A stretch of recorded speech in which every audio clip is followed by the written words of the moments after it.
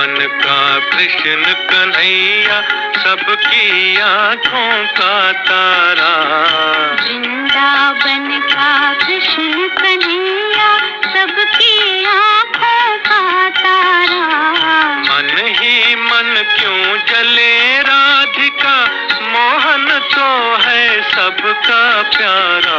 मन ही मन क्यों जले राधिका, मोहन तो है सबका प्यारा। वृंदावन का कृष्ण कन्हैया सबकी आँखों का तारा। जी हाँ दोस्तों, कृष्ण कन्हैया सबकी आंखों का तारा था और वो नटखट भी था, वो माखन चोर भी था।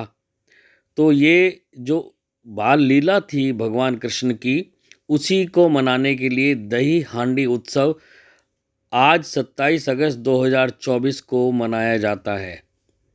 यह उत्सव श्री कृष्ण जन्माष्टमी से अगले दिन क्यों मनाते हैं?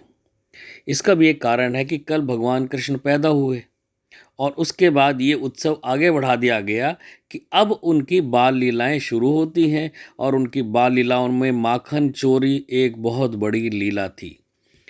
कृष्ण जन्माष्टमी से अगले दिन दही हांडी के जगह जगह आज देश में आयोजन किए जा रहे हैं। गुजरात और महाराष्ट्र में खास तौर पर मनाया जाने वाला दही हांडी का आयोजन बहुत प्रसिद्ध है। इसकी शुरुआत की कहानी बहुत ही दिलचस्प है दोस्तों। बचपन में श्री कृष्ण बेहद ही नटखट थे। पूरे गांव में उनकी शरारतों का लोहा मानते थे लोग। उनके पीछे भागते भी थे, उनको पकड़ने के लिए दौड़ते थे। श्री कृष्ण को माखन, दही और दूध बहुत पसंद था। उन्हें माखन इतना पसंद था कि वे अपनी सखाओं के साथ मिलकर पूरे गांव का माखन चोरी करके खा जाते थे। अब दोस्तों, ये दही हांडी उत्सव की प्रथा कैसे शुरू हुई?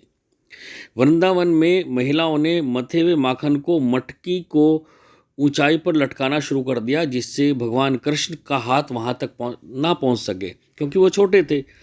लेकिन नटखट कृष्ण की समझदारी के आगे उनकी ये योजना भी बेकार साबित हुई। माखन चुराने के लिए श्री कृष्ण ने अपने दोस्तों के साथ मिलकर एक पिरामिड बनाते हुए ऊंचाई पर लटकाई गई मटकी से दही और माखन चुराना शुरू कर दिया और यहीं से प्रेरित होकर दही हांडी का चलन शुरू हुआ। दही हांडी के उत्सव के दौरान लोग गाने गाते हैं। जो लड़का या गोविंदा जिसको बोलते हैं, वो सबसे ऊपर खड़ा होता है और ग्रुप के अन्य लड़कों को हांडी या मंडल कहकर पुकारा जाता है। अब ये दही हांडी उत्सव है क्या? इस उत्सव को श्री कृष्ण जन्माष्टमी पर मनाया जाता है।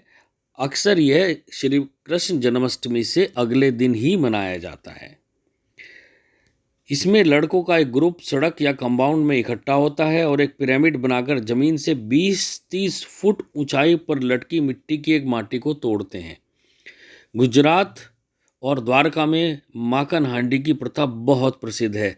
वहाँ मटकी को दही, घी, बादाम और सूखे मेवे से भरकर लटकाया जाता है।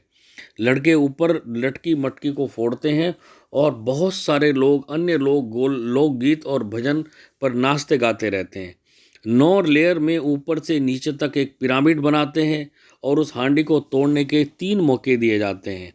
पुरस्कार के रूप में प्रतिभागियों को रुपए दिए जाते हैं।